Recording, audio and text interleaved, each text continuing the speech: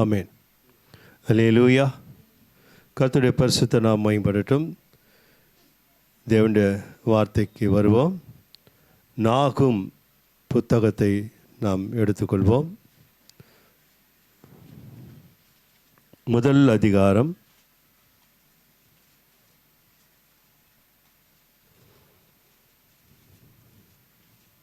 நாகும் முதல் அதிகாரம் 7ஆம் வசனம். கர்த்தர் நல்லவர், இக்கட்டு நாளிலே அரணான கோட்டை, தம்மை நம்புகிறவர்களை அறிந்திருக்கிறார். ஒரு அல்லேலூயா சொல்லுமா? ஆமேன். அல்லேலூயா. அவருக்கே துதி கன மகிமை உண்டாகட்டும். உங்களுடைய நாமம் மாத்திரம் மகிமைப்படட்டும்.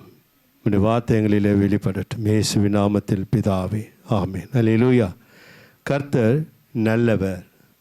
முதல்ல அது நம்ம எல்லாரும் தெரிஞ்சிப்பது ரொம்ப அவசியம். கர்த்தர் நல்லவர். அல்லேலூயா. அது நமக்கு தெரியும். அந்த நல்லவர் இக்கட்டு நாளிலே நமக்கு அரணான கோட்டையாக இருக்கிறார். அல்லேலூயா. நல்லவர் நமக்கு நல்லதை செய்யும்படியாக நம் வாழ்க்கையில் ஏற்படுகிற இக்கட்டு காலத்தில் நமக்கு எப்படி இருக்கிறாராம்? பாதுகாப்பாக இருக்கிறார். இக்கட்டு நம்மை சேதப்படுத்தாதபடி அவர் நமக்கு அரணான கோட்டையாக இருக்கிறார். அதுக்கப்புறம் வருகிற வார்த்தை ரொம்ப கவனிக்க வேண்டியது. தம்மை நம்புகிறவர்களை அவர் அறிந்திருக்கிறார். அல்லேலூயா. இது ரொம்ப முக்கியமானது. அவர் நம்மை அறிந்து கொண்ட விதம், நாம் அவரை நம்புகிறோமா என்று அவர் நம்மை அறிந்து வைத்திருக்கிறார். ரொம்ப முக்கியமானது. நாம் எகிப்தை நம்புகிறோமா இல்லை தேவனை நம்புகிறோமா? எகிப்துனா தெரியும், பழைய வாழ்க்கை சம்பிரதாயங்கள், சடங்குகள். அவர் நம்பாத பட்சத்தில் தான் பழைய சம்பிரதாயத்தை சில கிறிஸ்தவர்கள் போவதை பார்க்கிறோம். அல்லேலூயா. இதை விலக்கி கொண்டு போக நேரம் இல்லை. உலகத்துக்கு ஒத்த வேஷம் தரித்து வாழ்கிறோமா இல்லை ஜீவ பலியாய் வாழ்ந்து கொண்டிருக்கிறோமா? கர்த்தர் நம்முடைய அல்லேலூயா நம்புகிற இருதயத்தை கர்த்தர் பார்க்கிறார். யார் மேல் நம் நம்பிக்கை இருக்கிறது என்பதை கர்த்தர் பார்க்கிறார். வசனம் சொல்லுகிறது, அவர் கிருபை என்றும் உள்ளது. கர்த்தர் நல்லவர், இக்கட்டு நாளிலே அரணான கோட்டை, தம்மை நம்புகிறவர்களை அறிந்திருக்கிறார். ஒவ்வொருவரையும் அறிந்திருக்கிறார். யார் தேவன் மேல் நம்பிக்கை வைத்திருக்கிறீர்களோ அவர்களையும் அறிந்திருக்கிறார். தேவன் மேல் நம்பிக்கை வைக்கலாமா என்று யோசிக்கிறவர்களுடைய நம்பிக்கையும் இருதயத்தையும் பார்க்கிறார். வேஷமாய் வாழ்கிற வாழ்க்கையும் கர்த்தர் பார்க்கிறார். அல்லேலூயா. அப்போ நம்ம யோசித்து பார்க்கணும், கர்த்தர் நம்மை எதற்காக அறிந்திருக்கிறார் என்றால், நாம் அவரை நம்புகிறோமா என்பதை அறிந்து கொள்வதற்காக நம்மை தெரிந்து பார்க்கிறார். நம்புகிற வாழ்க்கை மிகவும் அவசியமானது. அல்லேலூயா. ஒன்றை நான் சொல்லிக்கொள்ள விரும்புகிறேன். கர்த்தரை எவ்வளவுக்கு எவ்வளவாய் நம்புகிறோமோ அந்த அர்த்தம் அவ்வளவுக்கு அவ்வளவாய் அவர் மேல் நாம் பிரியத்தையும் அன்பையும் வைத்திருக்கிறோம். அல்லேலூயா. நல்லா கவனிக்கணும்.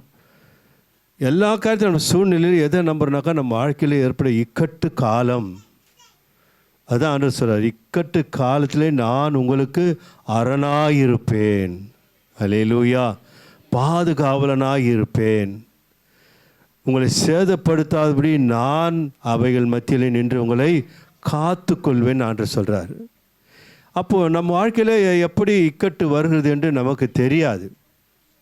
அந்த இக்கட்டு காலத்தில் கர்த்தரை நாம் உறுதியாய் பற்றி கொள்ளும் பொழுது, அல்லேலூயா, அவரை நாம் முழுதுமாய் நம்பும் பொழுது, அவரை சார்ந்து வாழும் பொழுது, அங்கே நமக்கு தேவன் பலன் அளிக்கிறவராய் மாறுகிறார். எவ்வளவுக்கு எவ்வளவாய் நம்புகிறோமோ அவ்வளவுக்கு நீ தேவன் மேல் அன்பு வைத்திருக்கிறன்னு அர்த்தம். அந்த அன்பு தேவன் மேல் வைத்த பயத்தை காட்டுகிறது, இல்லை தேவ பக்தியை காட்டுகிறது. பயம் என்றால் அலறும்படியான பயம் இல்லை. எனக்கு கொடுத்த ரட்சிப்பின் வஸ்திரத்திலே கரைப்படாமல் வாழ வேண்டும் என்ற அந்த பயம் இருக்குதே, அந்த பயம் என்னை ஆசிரத்துக்கு நேராக நடத்திடும். அல்லேலூயா, அல்லேலூயா. நல்லா கவனிக்கணும். அதான் நம்ம சபை சொல்லி கொடுக்குது. இப்படிப்பட்ட வாழ்க்கை இல்லாமல், கர்த்தரை நம்பாமல், கர்த்தர் மேல் அன்பு வைக்காமல், கர்த்தருக்கு சிறிதும் பயப்படாமல் வாழ்க்கையில் கரைப்பட்டு வாழ்கிற அந்த ஜபத்தை ஆண்டவர் கேட்பாரா என்றால் கேட்க மாட்டார். அதான் வேதத்தை கேளாதபடி, அதுதான் ஆண்டவர் சொல்கிறார். அவருடைய ஜபம் எப்படின்றார் ஆண்டவர்? அருவருக்கிறாராம். அப்படி ஜபத்தை நான் என்ன சொல்ல வருகிறேன் என்றால், நாம் கர்த்தரை நம்புவதை அவர் நம்மை பார்க்கிறார். நம்ம சூழ்நிலைகளில் கர்த்தர் இருக்கிறார். அல்லேலூயா சொல்லுவோமா? அன்று சாத்ராக் மேஷாக் ஆபேத்து நோக்கோடு கர்த்தர் இருக்கிறார் என்றால் அவர்கள் அதிக நம்பிக்கை வைத்தார்கள் கர்த்தர் மேல். அது எதை காட்டுகிறதா? தேவன் மேல் வைத்த அன்பை காட்டுகிறது, தேவன் மேல் உள்ள பய பக்தியை காட்டுகிறது. எந்த சிலை வனத்திற்கும் தன்னை தாழ்த்தாமல் என் தேவனாகிய கர்த்தர் ஒரே வானத்திலும் பூமியிலும் எல்லாவற்றிலும் தேவன் என்பதை அவர்கள் அங்கே பறைசாற்றி கொண்டிருந்தார்கள். அல்லேலூயா. அவருடைய வார்த்தைகளை, அவருடைய வாழ்க்கையை கர்த்தர் கவனிக்கிறார். அல்லேலூயா. அவர்கள் அக்கினி கடலில் போடும் வரையிலும் கர்த்தர் அதை கவனிக்கிறார், கேட்கிறார். கர்த்தர் ஸ்தோத்திரம். அல்லேலூயா. அன்பான தேவனுடைய பிள்ளைகளே, அந்த நம்பிக்கையை, அவர் மேல் வைத்த நம்பிக்கையை நாம் அதிகமாய் கொள்வோம் என்றால் அந்த வெளிப்பாடு தேவன் மேல் நாம் வைத்திருக்கிற அன்பை காட்டுகிறது. அல்லேலூயா. அதனால் அந்த அன்பாகப்பட்டது தேவனுக்கு பயப்படுகிற ஒரு பயத்தை, அதான் நான் சொன்னேன், என் ரட்சிப்பை நான் காப்பாற்றி கொள்ள. இப்போ நான் இந்த ஒயிட் ட்ரெஸ் போட்டுனுக்கிறேன்னாக்கா நான் கண்ட மேனிக்கெல்லாம் உட்காரக்கூடாது. ஸ்தோத்திரம். அல்லேலூயா. உட்கார்ந்து என்ன ஆகும்?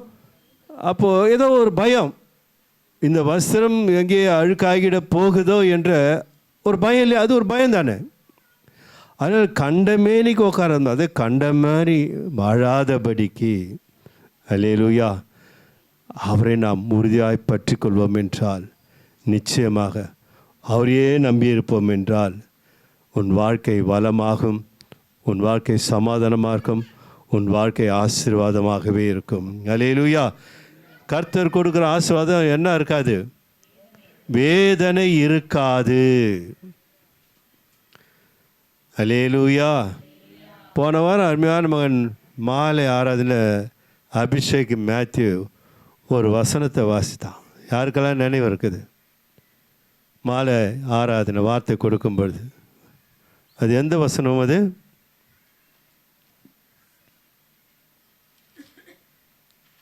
31:19.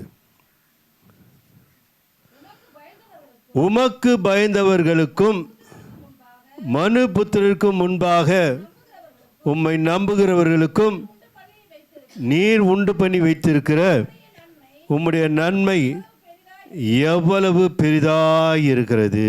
அல்லேலூயா. அப்போது நாம் எவ்வளவுக்கு எவ்வளோ நம்புகிறோமோ, எவ்வளவுக்கெல்லாம் அன்பு செலுத்துகிறோமோ, எவ்வளவுக்கெல்லாம் பயப்படுகிறோமோ, கர்த்தர் நமக்கு வைத்திருக்க ஆசீர்வாதம் ஏற்கனவே வைத்துட்டார். அல்லேலூயா சொல்லுவோமா? அல்லேலூயா. ஏற்கனவே வைத்த ஆசீர்வாதத்தை இந்த 3 வழிகளும் நம்மை கொண்டு போய் சேர்க்கும், இல்லைனா அது நம்மை தேடி வரும். அல்லேலூயா, அல்லேலூயா. இவைகள் 3 காரியங்கள் கர்த்தரிடத்தில் நாம் நம்பிக்கை வைக்கிறோம், கர்த்தரிடத்தில் நம்ம அன்பு வைக்கிறோம், கர்த்தருக்கு நம்ம பயப்படுறோம். இந்த 3 காரியங்கள் சேரும்போது நம்ம நேராக அந்த ஆசீர்வாதத்தின் எல்லைக்குள்ளே கடந்து போக வைக்கிறது. நாம் போகும்போது அந்த ஆசீர்வாதம் நம்மை தேடி வருகிறது. அல்லேலூயா. இதெல்லாம் நமக்கு தெரியும். இப்போ சாத்ராக் விஷயம், சாத்ரா இந்த 3 சகோதரரை பார்த்தோம், தானியேலை பார்த்தோம். அல்லேலூயா. தானியேல் புத்தகத்தை பாரு 6ஆம் அதிகாரம் 22ஆம் வசனத்தை வாசிக்கும் பொழுது, கர்த்தர் ஸ்தோத்திரம், சிங்கங்கள் என்னை சேதப்படுத்தாதபடிக்கு தேவன் தம்முடைய தூதர்களை அனுப்பி அவர்களின் வாயை கட்டி போட்டார். அது என்னவென்றால், அவருக்கு முன்பாக நான் குற்றமற்றவனாய் காணப்பட்டேன், ராஜாவாகிய உமக்கு முன்பாகவும் நான் நீதிகேடு செய்ததில்லை என்றான். அல்லேலூயா. அவனை காப்பாற்றினது கர்த்தர் ஸ்தோத்திரம். தேவனுக்கு முன்பாக எப்படி வாழ்ந்தான் அவன்? குற்றமற்ற ஒரு வாழ்க்கை, கரையில்லாத ஒரு வாழ்க்கை. தேவனை 3 வேளை தொழுது கொள்வதில் அவன் சரியாக இருந்தான். குற்றப்படாமல் தேவனுடைய சத்தியங்களிலே அவன் சரியாக நடந்தான். இவைகள் மாத்திரமல்ல, உமக்கு பயப்படுகிறவர்களுக்கும் மனுபுத்திற்கு முன்பாக உம்மை நம்புகிறவர்களுக்கும். அல்லேலூயா.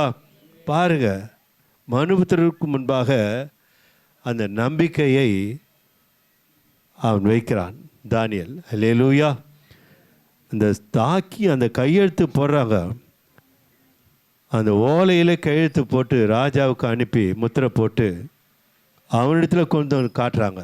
ராஜா முத்திரை போட்டாச்சு, நீங்கள் சிங்க கேபியில் என்ன பண்ண போகிறீங்க? தள்ளப்பட போகிறீங்க. அல்லேலூயா. கொஞ்சம் கூட அவன் என்ன பண்ணலை, பயப்படவே இல்லை. அடிக்கடி நான் அதான் சொல்லுவேன். அல்லேலூயா. அவர் நம்புகிற நம்பிக்கை நமக்கு வந்துடுச்சுனாக்கா அவர் மேலே நம்ம அன்பு அதிகமாகிடும்.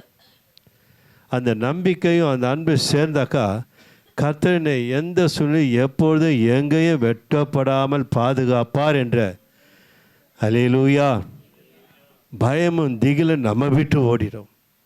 எந்த பயமாக இருந்தாலும் சரி, எந்த திகிலாக இருந்தாலும் சரி, அந்த நேரம் உன்னை சேதப்படுத்த பார்க்குமே தவிர அவர் நம்புகிற நம்பிக்கை, அவர் மேல் வைத்த அன்பு, அவருக்கு பயப்படுகிற பயம்.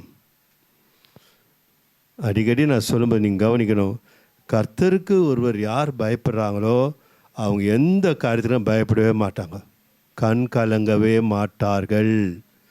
அவர்கள் இருதயம் உலகத்தின் சோதனைகளுக்கு பயப்படவே பயப்படாது. அல்லேலூயா. இதை நல்லா தீர்மானம் வச்சுக்கணும். எந்த சூழ்நிலையிலும் எந்த இக்கட்டு காலத்திலும் நாம் அவருக்கு பயப்படுவோம் என்றால் நம்ம சுற்றி இருக்கிற பிரச்சனைகளுக்கு நாம் பயப்பட வேண்டியதில்லை. அந்த பிரச்சனைகள் தான் நம்மை பார்த்து பயப்படணும். இதனால் நினைவு வச்சுங்க. அல்லேலூயா, அல்லேலூயா. கர்த்தருடைய கிருபை என்றும் உள்ளது. ஆனால் பயந்தவர்கள், இவர் தானியேல் மேலே பழி போட்டவங்களாம் பயந்தாங்க, இறந்துட்டாங்க. அல்லேலூயா. ஆனால் தானியேலோ சாட்சி சொல்லுகிறார். அல்லேலூயா. சாட்சி சொல்வதற்காகத்தான் நம்ம வைத்திருக்கிறார். என்னை கர்த்தர் இந்த வழியிலெல்லாம் என்னை கர்த்தர் காப்பாற்றினார், இப்படிப்பட்ட சோதனையெல்லாம் நான் நடந்தேன், இப்படிப்பட்ட குறைவுகளெல்லாம் நான் கர்த்தர் நடத்தினார், இப்படிப்பட்ட பலவீனத்திலாம் நான் இருந்தேன், இப்படி ஒரு போராட்டத்தில் தான் இருந்தேன் சாட்சி சொல்வதற்கு கர்த்தர் சில சம்பவங்களை வாழ்க்கையில் அனுமதிக்கிறார். அதுதான் சாட்சி சொல்கிறார். நான் தேவனுக்கு முன்பாக குற்றமற்றவனாய் காணப்பட்டேன், மனிதர்களுக்கு முன்பாக நான் என்ன பண்ணேன், யாருக்கு எந்த நீதிக்கேடு செய்ததில்லைன்றார். அல்லேலூயா. அப்போ மனிதர்களுக்கு முன்பாக யாரை நம்புகிறாரு? கர்த்தரை நம்புகிறார். எல்லாரும் பார்க்குறாங்க. தானியேலை சிங்க கேபிலே கொண்டு போய் போடும்பொழுது நிச்சயமாக இந்த தானியேல் என்ன பண்ணுவார், வாபஸ் வாங்கிடுவார். அல்லேலூயா அப்படின்ட்டு பார்த்தாங்க. ஆனால் அவர்களோ சிங்க கெபியிலே கொண்டு போய் போடும் வரையிலும் அமைதியாக இருந்தார். அல்லேலூயா, அல்லேலூயா. அங்கேயாவது சாத்ராக் மேஷாக் ஆபேத்நேகோவோடு கர்த்தர் இருந்தார். இங்கே சின்ன விஷயம், கர்த்தர் தம்முடைய தேவதூதனுக்கு அனுப்பிச்சிட்டாராம். அல்லேலூயா. எவ்வளவு நல்லவர் நம்ம ஆண்டவர். அதான் கர்த்தர் நல்லவர், அவர் கிருபை என்றும் உள்ளது. தம்மை நம்புகிற யாவருக்கும் அவர் எப்படி இருக்கிறார், அரணான கோட்டையாக இருக்கிறார். நம்முடைய நம்பிக்கையை அவர் பார்க்கிறார். அந்த நம்பிக்கையை எல்லாரும் பார்க்குறாங்க, கர்த்தரும் பார்க்கிறார். அல்லேலூயா சொல்லுவோமா? அந்த நிமிடம் வரையிலும், அந்த இமை பொழுது வரையிலும் கர்த்தர் சைலண்ட்டாக தான் இருக்கார். அங்கே தூக்கி கொண்டு போடும்பொழுது கர்த்தர் தேவதூதனை கட்டளையிடுகிறார். ஒரு இமை பொழுதில் வந்து சிங்கங்கள் வாயில் என்ன பண்ணுறாரு? கட்டி போடுறாரு. நாம் அங்கே சோதனை அங்கே இருக்குதுனாக்கா இங்கேருந்தே ஒரு பயத்தோடு, நடுக்கத்தோடு, அலறலோடு, அவிசுவாச அறிக்கையோடு எப்படி கர்த்தர் வருவார் கூட? பயந்தவர்கள் வாழ்க்கையில் கர்த்தர் இருப்பாரா? அப்போ அவர் நம்பாத பட்சத்தில் பயம் வருது. அப்போ பயம் வருதுனாக்கா அவர் மேலே இருக்கிற அன்பு இல்லைன்னு அர்த்தம். தேவபக்தியெல்லாம் வீண், அதான் பயப்படுறது. அப்போ அந்த பிரச்சனை அங்கே இருக்குது, அந்த அங்கே இருக்குது பிரச்சனைனாக்கா இன்றைக்கே பயப்பட ஆரம்பிச்சிருது. அல்லேலூயா, அல்லேலூயா. எப்படி கர்த்தர் அதை உங்களுக்கு சாத்தியமாக்குவார்? யோசிக்கணும். அல்லேலூயா. அழைத்தார், அதற்காகத்தான். கர்த்தர் நல்லவர், அவர் கிருபை என்றும் இல்லை. அவர் நம்புவதற்காக தான் நம்மை அழைத்திருக்கிறார். சாட்சி சொல்லணும். சாட்சி சொல்வதற்காகத்தான் கர்த்தர் நம்ம வாழ்க்கையில் சில சோதனைகளை அனுமதிக்கும் பொழுது, அல்லேலூயா, மற்றவர்களுக்கு அது ரட்சிப்புக்கு வழியை ஏற்படுத்தும். நாம் நம்ம சோதனையே பார்த்து கொண்டிருப்போம் என்றால் நாம் மற்றவர்களை ரட்சிக்க முடியாது. நம்மால் மற்றவர்களுக்கு எந்த லாபமும் கிடையாது. அவர்கள் கர்த்தரை நம்புகிற காரியத்தை கூட நம்முடைய பயமாகப்பட்டது அவர்களும் நம்ப பண்ணாதபடி ஆக்கிடும். அவர்களும் பாவியாய் மரிப்பார்கள். அந்த பாவத்துக்கு நாமும் துணையாயிடும். அல்லேலூயா சொல்லுவோமா? அல்லேலூயா. நாம் எவ்வளவுக்குள்ள பலனாக இருக்கிறோமோ அவ்வளவுக்குள்ள நம்மை பார்க்கிறவர்கள் நம்மிடத்தில் கற்றுக்கொள்வார்கள்.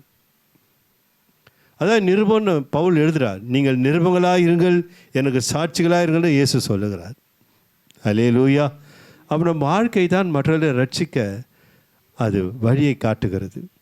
நாம் கிறிஸ்துக்குள்ளே வந்துட்டு ஒத்த வேஷம் தரித்திர ஒரு வாழ்க்கை இருப்போம் என்றால் அந்த நம்பிக்கை வீணாய் போயிடும். அல்லேலூயா. ஒத்த வேஷம் அதெல்லாம் நமக்கு தெரியும். அதெல்லாம் விலைக்குன்னு போக வேண்டிய விஷயம் இல்லை. ஒரு ஜீவ பலியை கர்த்தர் நம்மிடத்தில் எதிர்பார்க்கிறார். நான் ஒரு சம்பவத்தை அடிக்கடி நம்ம அப்படி காரியத்தை நம்ம அடிக்கடி வாசிக்கிறோம் இல்லையா? அதை கொஞ்சம் பார்ப்போம். கர்த்தர் நல்லவர், அவர் கிருபை என்றும் உள்ளது. யோசுவா புத்தகத்தை எடுத்துக்கலாம். 2ஆம் அதிகாரத்துக்கு வருவோம்.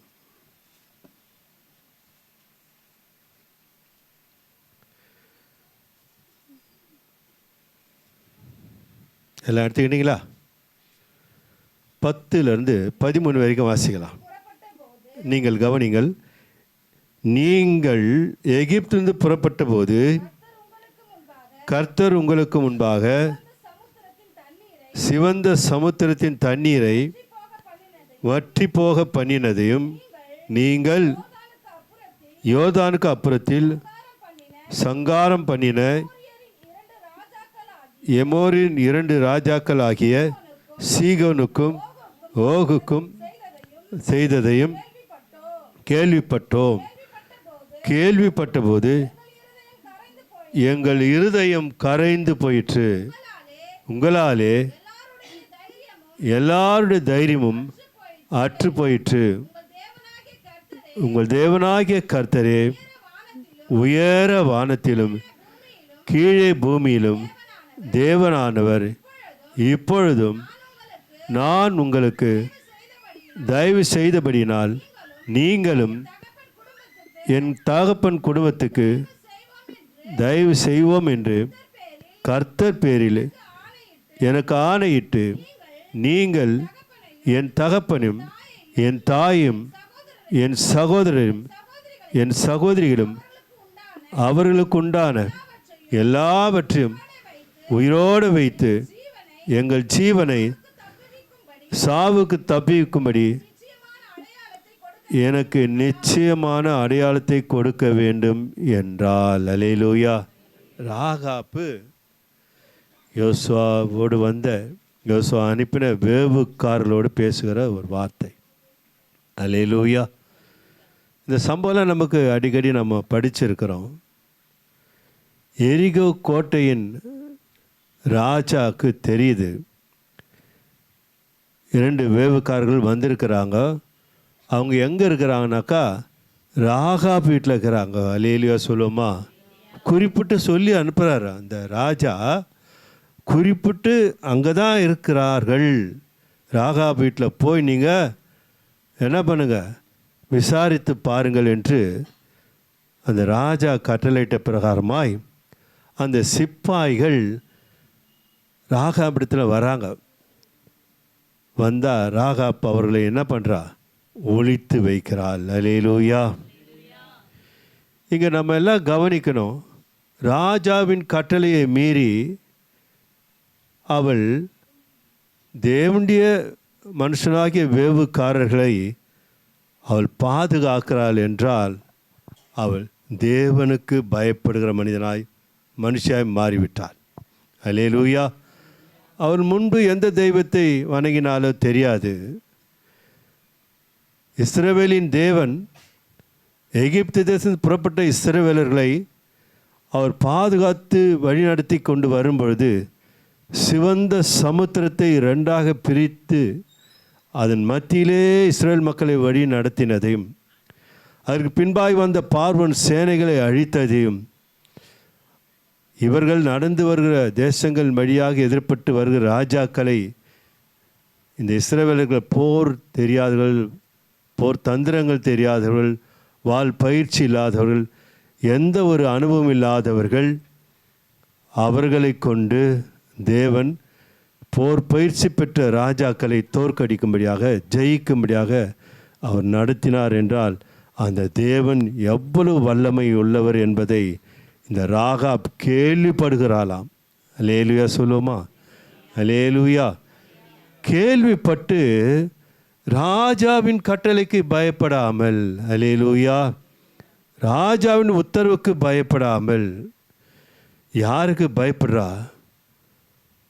தேவனுடைய ஜனத்தை காப்பாற்ற வேண்டுமே என்று தேவனுக்காக அவர்களை தன் ஜீவன் போனாலும் பரவாயில்ல, இவர்களை நாம் காப்பாற்ற வேண்டும் என்று அவள் வந்தாலே அதை கர்த்தர் பார்த்து கொண்டே இருக்கிறார். அல்லேலூயா. அவரே நம்புகிறா. யாரை நம்புகிறா? பரலோக தேவன் நம்புவது தான் அந்த வார்த்தை சொல்கிறார். தேவனாகிய உங்கள் தேவனாகிய கர்த்தரே வானத்திலும் கீழே பூமியிலும் தேவனானவர். அங்கே அவரிடத்தில் ஒரு முறையீடு வைக்கிறார். நீங்கள் வரும்போது எரிகோ கோட்டையை நீங்கள் சேதப்படுத்தும் பொழுது, எரிகோ கோட்டையை உடைக்கும் பொழுது என்ன மறக்காதீங்கன்றா. அல்லேலூயா சொல்லுவோமா? அல்லேலூயா. என்ன மாத்திரமல்ல, என் தாயும் தகப்பனையும் என் உறவுகளையும் என் நிமித்தமாக அவர்களை என்ன பண்ணுங்க, காப்பாற்றுங்க ஒரு விண்ணப்பத்தை வைக்கிறாள். அந்த விண்ணப்பத்தை அவர்கள் ஏற்றுக்கொள்கிறார்கள். இதுவரைக்கும் நமக்கு நல்லா தெரியும். அல்லேலூயா. ஆனால் இதற்கு அப்புறம் நம்ம யோசிக்க வேண்டிய காரியம் இருக்குது பாருங்கள், ரொம்ப முக்கியமானது. அவரிடத்தில் அவர்கள் சம்மதத்தை இவள் பெற்றுக்கொண்டு இவள் நேராக அவள் தாயின் தகப்பனையும் அவள் சொந்த பந்தங்கள் எல்லாரும் அழைச்சிருப்பாள். அல்லேலூயா. எல்லாரும் அழைத்து நாமும் பத்திரமாய் பாதுகாக்க வேண்டும் என்றால் நம்மிடத்தில் வந்து போன வேவுக்காரர் ஒருவரும் யாருக்கும் என்ன பண்ணக்கூடாது, சொல்லக்கூடாது. ஏன்னா எல்லாருக்கும் தெரியும் வீட்டில் வந்திருக்கிறான்ட்டு. அந்த தாயின் தகப்பனும் உறவுகளுக்கு எல்லாருக்கும் தெரியும். போய் அவர்கிட்ட சொல்கிற வார்த்தை, நம்மிடத்தில் வந்த வேவுக்காரை குறித்து நீங்கள் யார்கிட்ட என்ன பண்ணாதீங்க, சொல்லாதீங்க. அல்லேலூயா. நாம் எல்லோரும் வருவோம், வந்து நாம் நம்மை காப்பாற்றி கொள்ள வேண்டும் என்றால் சேனைகளோடு வருகிறார்கள் இஸ்ரவேல் மக்கள். அவருடைய காரியங்கள்லாம் நமக்கு தெரியும். அற்புதமான தேவன், அதிசயங்களை செய்கிற தேவன், வலிமையான காரியங்களை நடத்தின கர்த்தர் இப்போது நம் தேசத்தை அழிக்க வந்து கொண்டிருக்கிறார்கள். அல்லேலூயா. இந்த அழிவிலிருந்து நாம் தப்பித்து கொள்ள வேண்டும் என்றால் நாம் எல்லாம் ஒன்று கூடி நாம் இருக்க வேண்டும் என்று அவள் அதிகமாக அவரிடத்தில் எடுத்து சொல்வதை நாம் பார்க்கிறோம். அல்லேலூயா. ஏதோ கூப்பிட்டு வந்திருக்க மாட்டாங்க அவங்களாம். அதில் சில பேர் சந்தேகப்பட்டிருப்பாங்க, ராஜாவுக்கு தெரிந்தால் ராஜா நம்மளை சிரசேதம் பண்ணிவிடுவானே, என்னால் முடியாது, நான் இங்கே இருந்துறேன், நீங்கள் ஒன்றா போங்கன்னு எவ்வளோ பேர் மறுதளித்திருக்கலாம். அல்லேலூயா. எவ்வளோ பேர் வரமாட்டேன்னு சொல்லியிருக்கலாம். அவ்வளோ பேரையும் சம்மதம் வாங்குவதற்காக இவர் பட்ட பாடு கொஞ்சம் யோசித்து பார்த்தா பெரிய விஷயமா. நம்ம சாதாரணமாக படிச்சுட்டு கடந்து போயிடும். அந்த வசனத்தை நான் வாசிக்கிறேன் பாருங்கள். 11வது வசனம். நீங்கள் என் தகப்பனும் என் தாயும் என் சகோதரனும் என் சகோதரிகளும் அவர்கள் உண்டான எல்லாவற்றையும் உயிரோடு வைத்து எங்கள் ஜீவனை சாவுக்கு தப்புவிக்கும்படி எனக்கு நிச்சயமான அடையாளத்தை கொடுக்க வேண்டும் என்றால். அல்லேலூயா. இங்கே சாதாரணமாக சொல்வதை நாம் பார்க்குறோம்.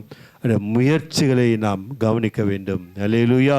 நாம் எடுக்கிற முயற்சிகளில் தான் மற்றவர்கள் பாதுகாக்கப்படுகிறார்கள். அல்லேலூயா. நாம் சொல்லுகிற அந்த நல் வார்த்தைகள், தேவனை சார்ந்து அவரை மகிமைப்படுத்தி பேசுகிற ஒவ்வொரு வார்த்தையும், அதாவது நீதிமொழி புத்தகத்தில் 31ஆம் அதிகாரம் 19ஆம் வசனத்தை நாம் வாசிக்கும் பொழுது,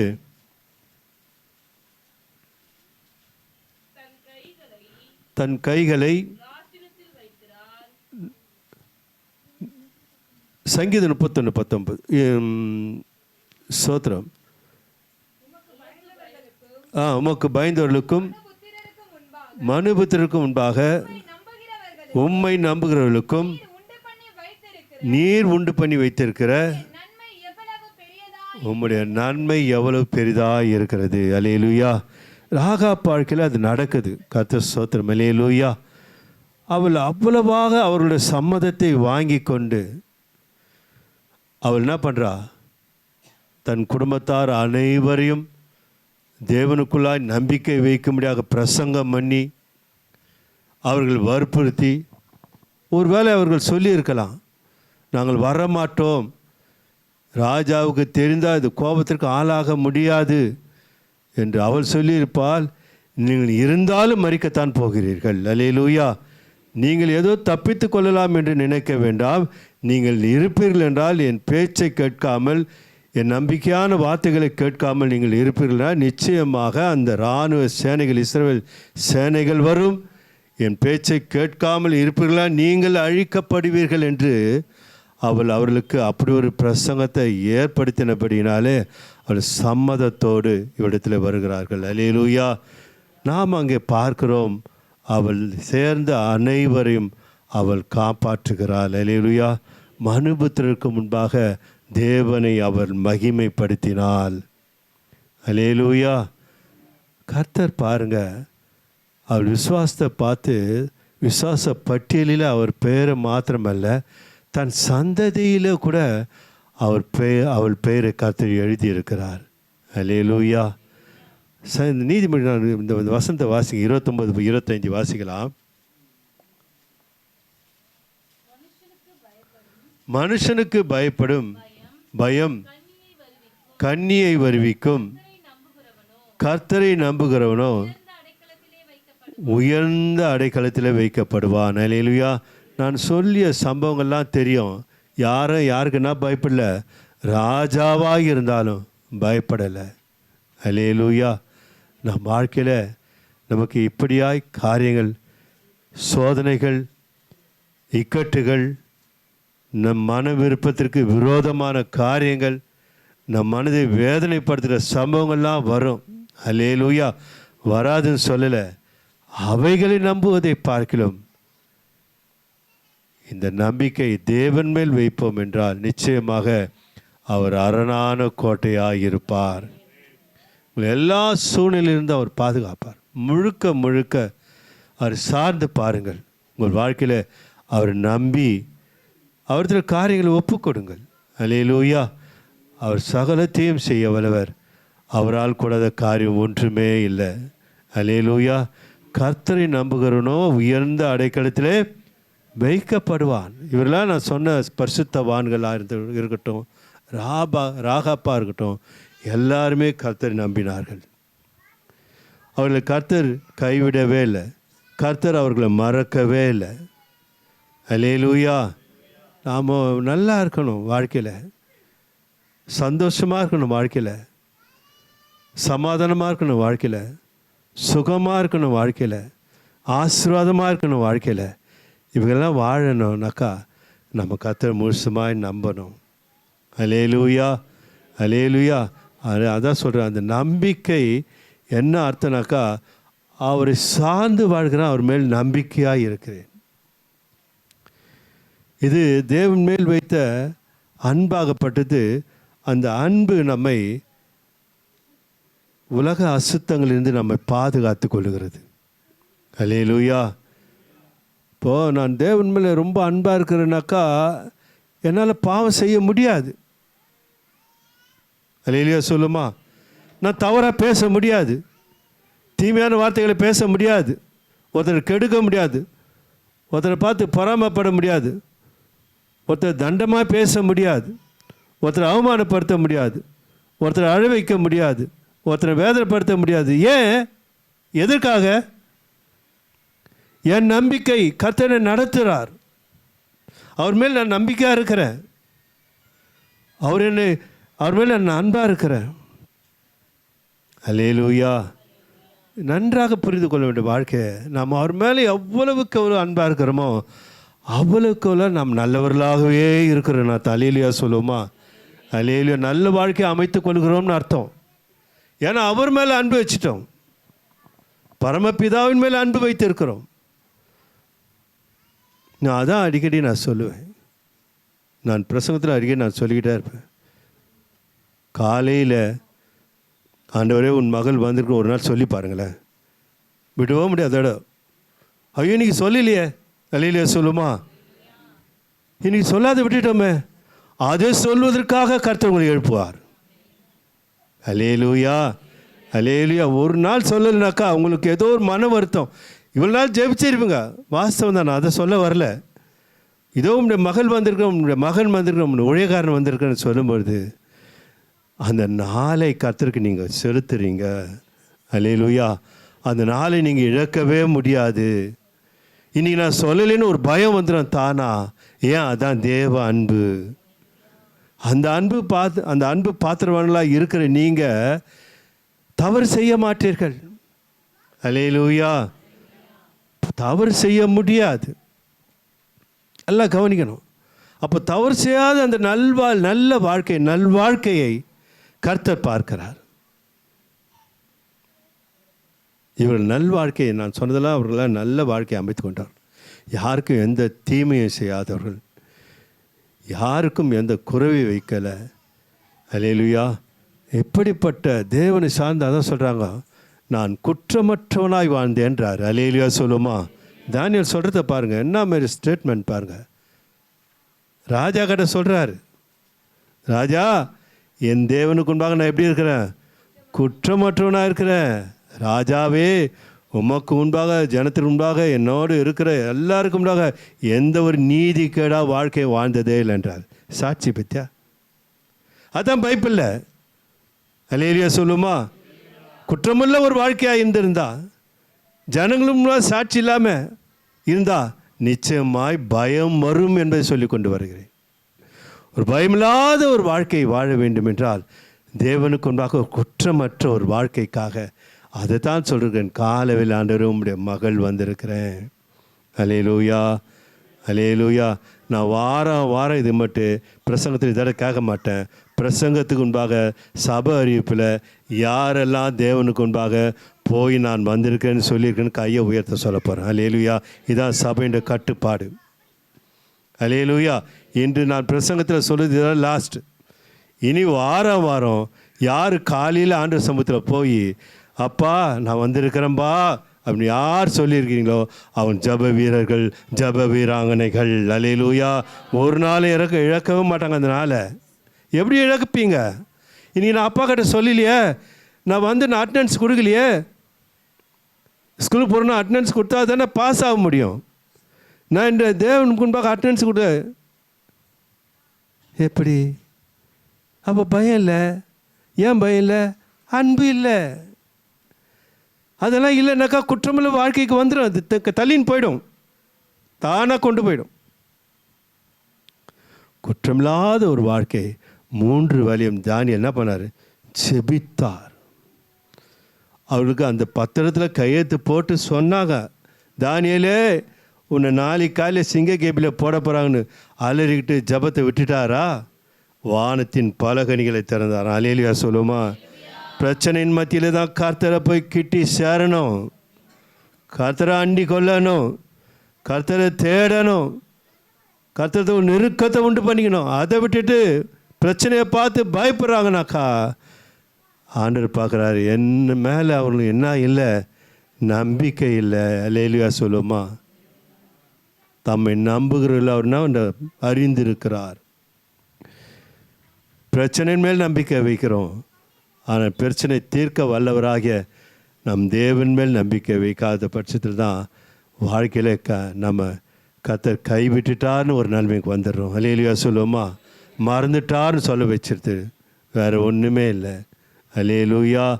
அன்பான தேவனுடைய பிள்ளைகளை பாருங்கள். அதுபோல் அப்போஸ்தலர் புத்தகத்தில் 4ஆம் அதிகாரத்தை நாம் வாசிக்கும் பொழுது கர்த்தர் ஸ்தோத்திரம் 18 11 21 வரைக்கும் வாசிக்கலாம்.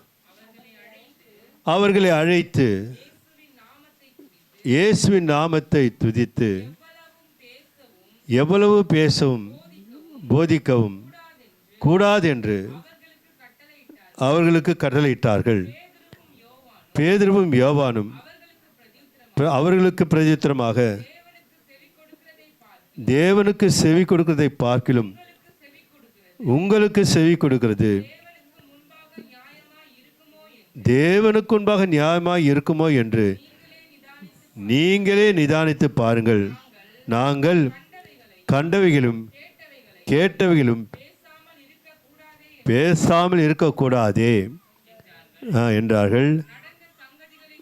நடந்த சங்கதிகளை குறித்து எல்லாரும் தேவனை மகிமைப்படுத்தினபடியால் ஜனங்களுக்கு பயந்து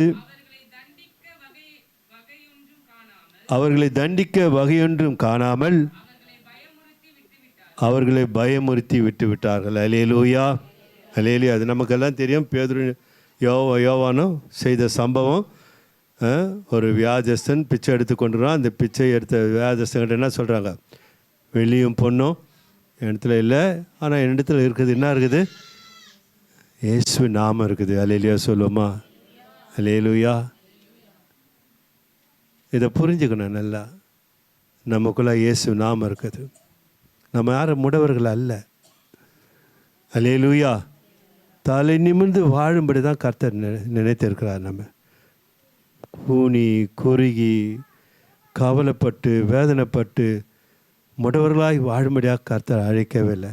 மற்ற முடவர்களை எழுப்பும்படியாகத்தான் கர்த்தர் உன்னோடு இருக்கிறார். அல்லேலூயா.